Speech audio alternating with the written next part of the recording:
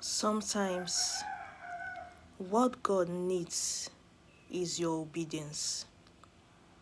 Yes, I know that you have been praying, but it is time to totally submit yourself in obedience to what God tells you to do.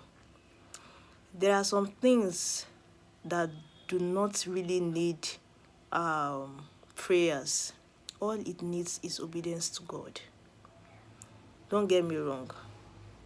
Prayer is very, very good.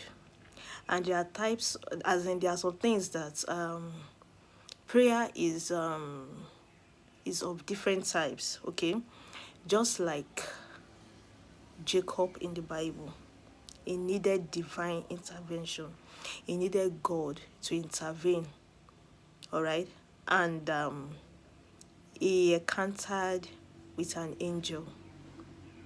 He refused to leave the angel. All he was seeking is that all what he was saying, that is another form of prayer. That was the kind of prayer Jacob prayed. And God answered him. Jacob was like, I will not leave you until you what? Until you bless me. He needed what? Divine intervention. Now let's look at the life of Father Abraham, a man of faith. Father Abraham lived a life of obedience to God. Okay? That is another form of prayer to him. He submitted his life totally to God. And that obedience birthed him, Isaac. Okay? If he rejected what God had told him to do, he wouldn't have received his Isaac. So you see, it's not that God does not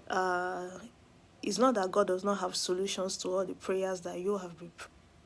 He needs you to obey him. He needs your obedience. He needs my obedience. So you see, that's why it's very good every day praying this prayer is the most beautiful prayer. God, give me the grace, because you and I need the grace of God to obey him. You and I need the grace of God to obey him. So there are some things, before it can deliver, our obedience is needed. All right, you have prayed enough. Now is the high time to submit your life totally to God and start what? Obeying him. I pray the Lord will help us in the name of Jesus.